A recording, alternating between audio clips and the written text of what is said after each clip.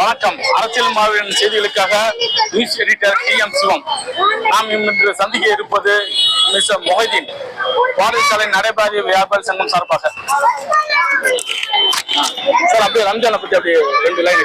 சரி, அதாவது பாத்தீங்கன்னா உலகளாவிய அளவுல முஸ்லிம்கள் 250 கோடிக்கும் மேற்பட்ட முஸ்லிம்கள் வாழ்றோம். இப்ப முஸ்லிம்களுடைய ஒரு பண்டிகை நன்னாளாக இந்த பெருநாள் அமைஞ்சிருக்கு. இது எல்லா வகையிலையும் பாத்தீங்கன்னா பிறருடைய பசியை உணரக்கூடிய விதங்களிலும், ஏழை எளியோர்களுக்கு உணவளித்து அவர்களுக்கான சகல விதங்களிலுமான ஒரு அன்பை நேசத்தை காட்டி எல்லா சமூக மக்களும், இது ஒரு இஸ்லாமியர்கள் பண்டிகை மட்டுமல்ல, ஒட்டுமொத்த அனைத்து மதத்தவர்களையும் ஒன்றிணைக்கக்கூடிய ஒரு பண்டிகைன்னு தான் நாங்க இதை அனுசரிக்கிறோம். ஏன்னா மொழி இதுல நாங்க இனம் பார்க்கறது இல்ல. இது உலகளாவிய அளவுல ஒரு சகோதரத்துவத்தின் அடிப்படைகளில் எல்லா மக்களையும் எல்லா அண்ணன் தம்பியா நாங்க பாக்குறோம். அதான் ரொம்ப கவனிக்கத்தக்கது.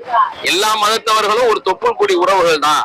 நமக்கு மத்தியில ஒரு வகையில் ஒரு சமூகம் சார்ந்த ஒரு அன்பும் நேசமும் வரணுங்கிறது தான் இந்த பண்டிகையினுடைய நோக்கம். நாங்க அந்த பண்டிகைக்கு தொழுவு போறதுக்கு முன்னாடியே ஈகை குணத்தோடு பிறருக்கு உணவளிக்கணும், பிறருக்கு தர்மம் செய்யணுங்கிறது தான் பிரதான நோக்கம். எல்லாம் சொல்லும்.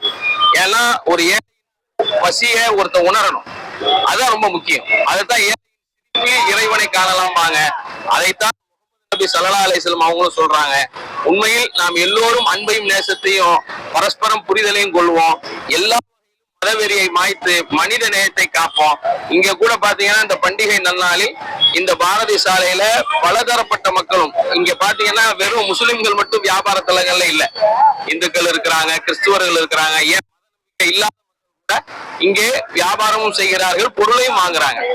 இதுதான் நமக்கு மத்தியில மத வெறிகளை மாய்த்து மனித நேயத்தை தலைத்து ஓங்க செய்வோம், சகோதரத்துவத்தோடு வாழுவோம். அதுதான் நம் தேசத்தின் அடையாளம், அதுதான் நம்மளுடைய மாண்பு. நன்றி, வணக்கம்.